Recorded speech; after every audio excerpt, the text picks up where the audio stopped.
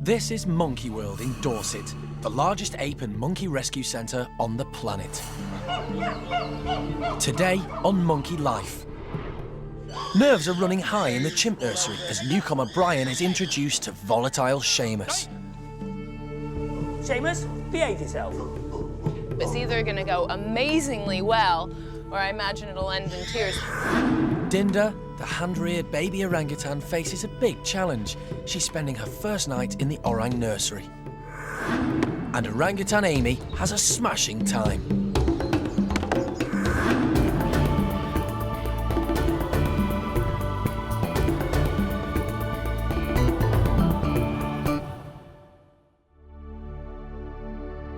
Monkey World Rescue Centre was set up 20 years ago by the late Jim Cronin.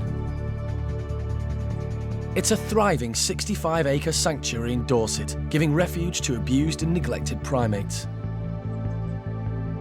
Caring for their 160 animals is park director Alison Cronin, animal manager Jeremy, and a team of dedicated primate care staff. This park exists for the individual monkeys and apes that need rescuing and what their needs are. And we sort of look at the different groups of monkeys and apes as families, and these are their homes. So as they grow up, we'll grow up with them and evolve. Since Monkey World began, 185 apes and monkeys have been rescued, giving them a second chance of life with their own kind. New arrival, Brian, has been living in the chimp nursery with dominant female Sally and youngsters Ben and Pip. But today he's about to face a big challenge. Brian's going to meet the nursery's naughtiest resident, Sheamus. He's the one sort of we've been wondering about because he's so boisterous, such a little hooligan, and Brian has those same tendencies, so it's either going to go amazingly well, or I imagine it'll end in tears pretty quickly if they both get overexcited. Chimpanzees are extremely sociable, and alliances are very important to them. Brian has built up a strong relationship with Sally. So we made sure that Brian stayed at least 24 hours with Sally, all on her own, so that they now have a bond. Sally is the park's resident foster mum. She helped to raise 29 chimps, including Sheamus. And the pair are extremely close. So nobody's quite sure if there'll be friction when Brian arrives. Of course, Sally and Sheamus's bond is stronger, and therefore she might choose Sheamus's side if Brian and Sheamus have a dispute. I think she might actually stick with Brian, though, because I think she's a bit fed up with Sheamus and his boisterous activities. Animal manager Jeremy is on hand for when Sheamus arrives to make sure things run as smoothly as possible. And it's a good job he is. When Sheamus makes his entrance, he's his typical rowdy self. Hey! Sheamus, behave. Sheamus, behave yourself. There's an air of excitement in the nursery. This meeting could still go very badly. Sheamus, behave. Sally's the boss in here, but Jeremy's on hand to calm things down if needed. He can't stop the chimp's unruly behaviour, but he can step in and take Sheamus outside if he has to. Stop it. Later on, Jeremy needs Sally's help to keep Sheamus under control. Keep on top of this, Sally. Don't let it out your sight. And over in the orangutan's nursery, Mum Xiao Kuai also has her hands full with the confident young Kai.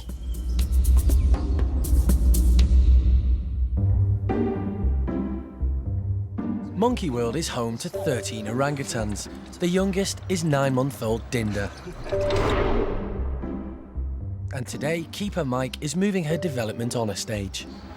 It's your last trip, isn't it? You're going to be a big girl now. You're going to be with all the big boys and girls. No baby, no more.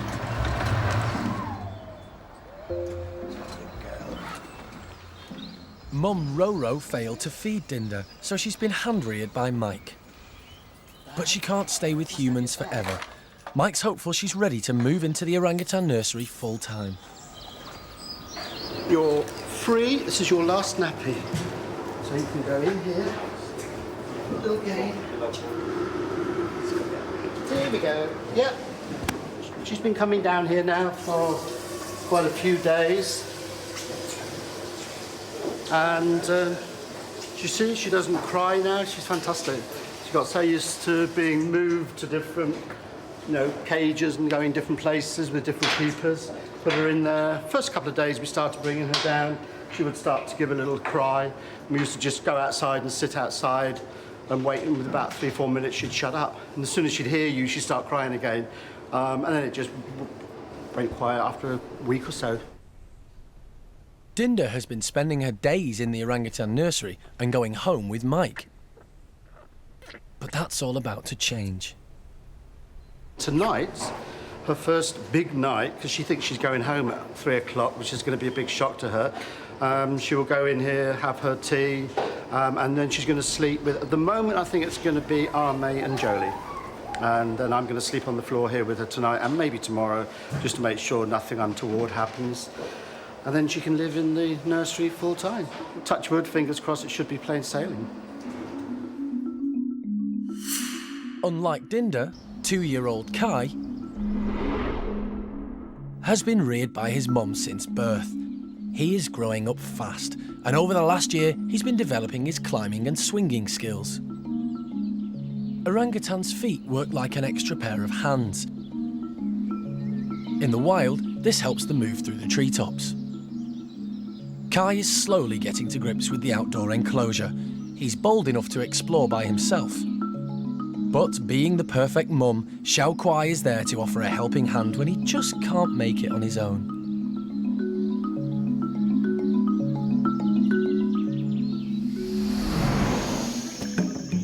In the wild, young orangutans usually stay with their mothers until they're around 7 years old. They will learn everything from them, including what to eat and how to build nests. Kai's confident and independent. He likes to show off his climbing skills as he explores. Mature, self-sufficient, making his own way in the big, wide world. With Mum a couple of paces behind, just in case. It's a risky business being a baby orangutan, and Xiao Kuai isn't going to take any chances. So, whether it's high up on the tower or lower down on the poles, she follows him on all his adventures.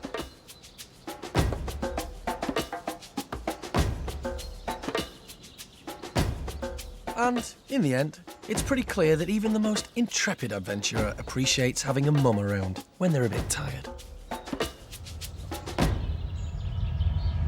Back in the chimp nursery, new arrival Brian is meeting lovable hooligan Sheamus, and animal manager Jeremy is on hand as referee. Just some brain checklist. Don't get bouncy. Fat lump. The meeting could still go either way. Sheamus is still exerting that never-ending energy of his, and Jeremy is still trying to keep the peace.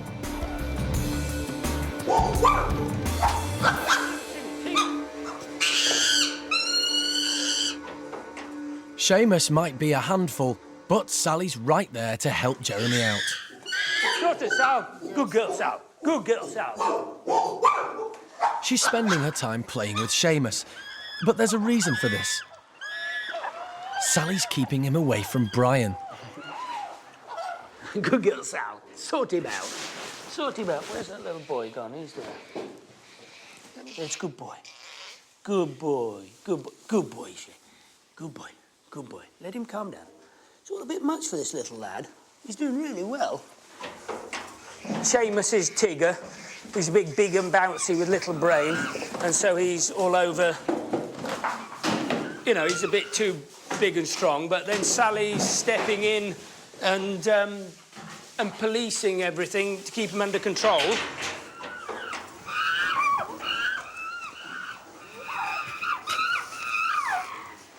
It's all a bit much for poor little Brian, isn't it? It's all a lot to take in for a little boy, isn't it? Yeah. It's all very much to take in for a little chap on his early days. And it's not surprising that Brian's having a hard time settling. Before coming to Monkey World, Brian had a tragic start in life. He was stolen from the wild in West Africa and was smuggled to Mexico, where he was being trained as a beach photographer's prop. But he had a lucky escape. He was confiscated by the Mexican authorities and handed over to Jim and Alison. This is Brian's first week living at Monkey World. You know, he's only a little lad. He's only a very young boy, and he's had, you know, quite a horrendous, well, incredibly horrendous week. He's moved home. He's flown halfway around the world. He's met a whole new load of people. I mean, he was, you know, everybody in his life now he's never seen before, so he's got to make friends. He's got to, you know, everything's...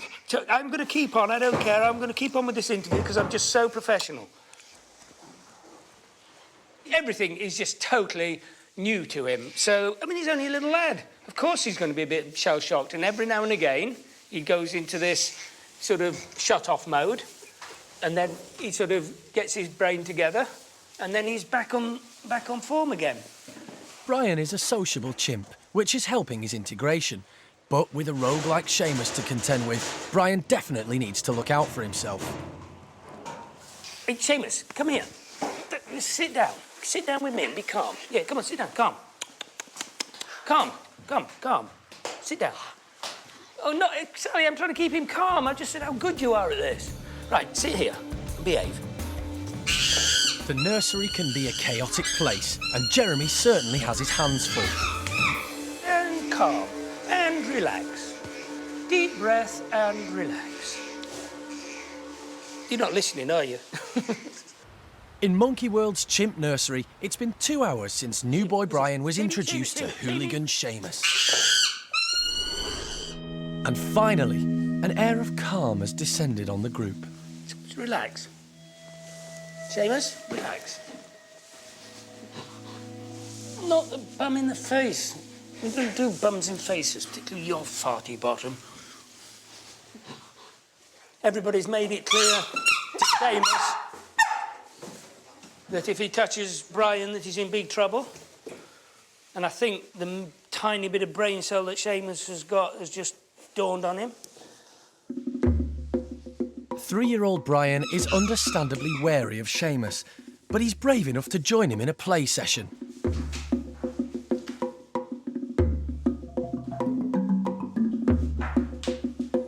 Sheamus? Sheamus is at last calming down, and the chimps seem to be getting along. Very nicely, Sheamus. Good boy.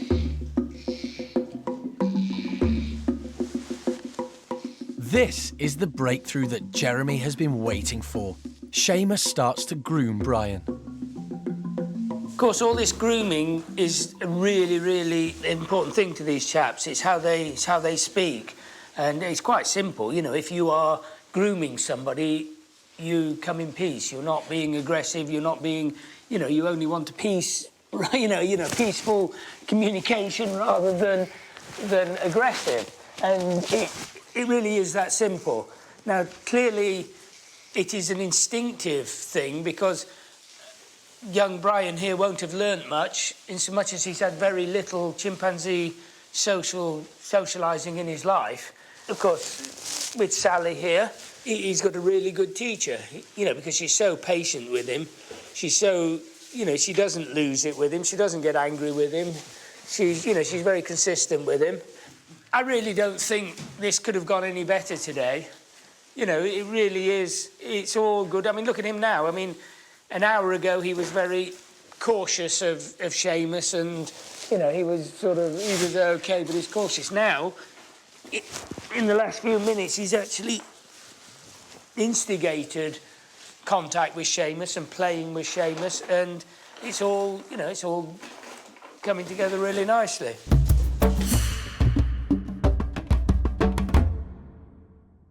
Back in the orangutan nursery, baby Dinda is moving in full time. And Keeper Mike is moving in too. This is just for one night. As this is Dinda's first overnight with orangutans, Mike's sleeping alongside her. But these days, he's not into roughing it. And sometimes I've had just a sort of blow-up mattress which goes on the floor. But I thought for the next 2 nights, I'm a little bit older than the last time I did this, I thought for the next 2 nights I'll have a little bit of luxury. Be the first night that she's actually spent with an orangutan rather than a human being for company. So it's a very big night for her. I will be here on the bed here in case anything goes wrong, but I don't think anything will. I think it's going to be a straightforward night. She may wake up during the night and just wonder where she is. Any problems, I'm here, and Jeremy's at the other end of the radio as well. So it's a very important step for her tonight. This is another move on. And it also means, hopefully, that the keepers and myself won't have to sort of sit with her at night time. She's got a nice big cage here and bedrooms that she can climb around in, so she's going to be moving around a lot more. She's going to develop, she's going to work up her appetite more. She's going to grow quicker as well and interact with what she should be interacting with, and that's orangutans. It's a great relief, though, when they do sort of leave home, as it were, and end up being part of the orangutan colony here at Monkey World. And I'll be redundant. That'll be fantastic. But Dinda's not going to be the youngest orang in Monkey World for long. Soon there's news of another baby in need of a new home.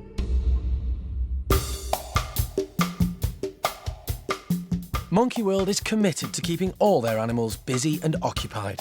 And that's just what animal manager Jeremy is doing for the orangutans.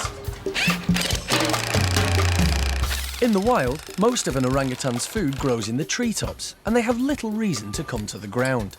So Jeremy's hanging up giant fruit ice lollies to refresh them on this hot day.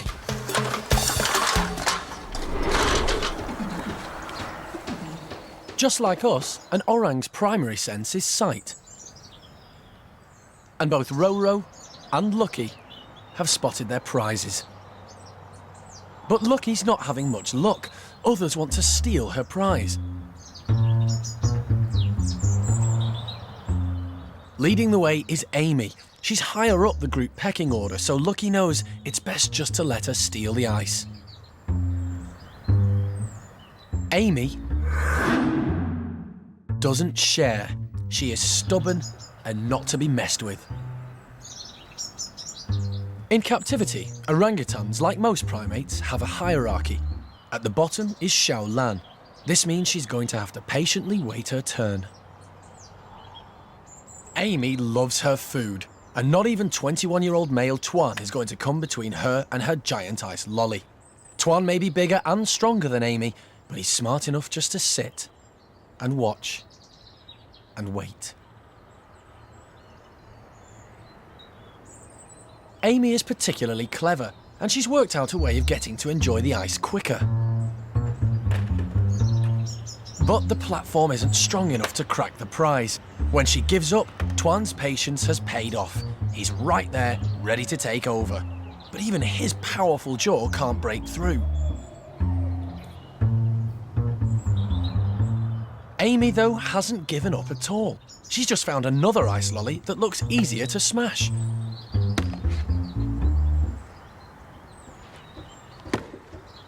And this time, she cracks it. Smashed to pieces, she can finally indulge. But the big male Tuan has been keeping his eye on Amy, and now he's determined to get his share. Full speed ahead. It's obvious he's not going to give up, so Amy cleverly smashes her share and gives him some. She might be selfish, but she's not stupid. Half a lolly is better than no lolly at all.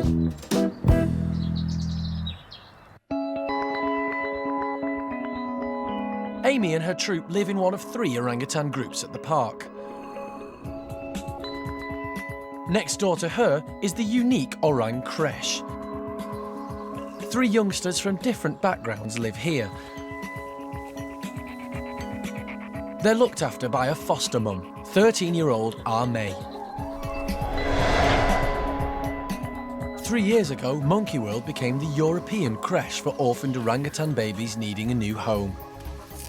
Any babies that are born within the captive population throughout Europe, if their mothers don't care for them properly and they can't be integrated back into a group of orangutans, they will be sent to Monkey World to join Ame and all of our guys over there. And it looks like Ame's soon going to have another baby to look after. Got a phone call in an email last week, and it turns out that there is I believe she's coming up to be about 2 years old now, female Bornean orangutan who was orphaned at birth, and they haven't been successful putting her back in the group in Paris. This is the old menagerie zoo in Paris, and their baby orangutan, Linga, will be coming to join Aris, Jolie, Xiaoning, and Ame now in our nursery group, so it's becoming quite a little international set.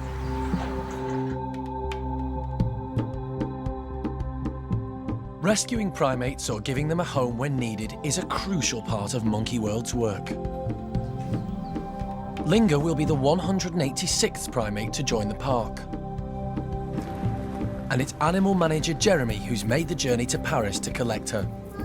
He'll need to spend time getting to know Linga. It's important she has someone she feels comfortable with to help her to settle into her new life. This must be Linga. She's the only one that's the right sort of size and age. Certainly looks in good shape. Right, well, let's go and say hello to her then. And next time, Jeremy gets more than he bargained for. Linga has him under attack. Oh, not the aerial assault, no! In Paddy's chimp group, all hell breaks out. Over a big fruit lolly. And Alison says her goodbyes to Julio, the woolly monkey she hand-reared from birth. Job well done, I guess, because he's quite a nice little lad. Even though you do suck your thumb still, I know.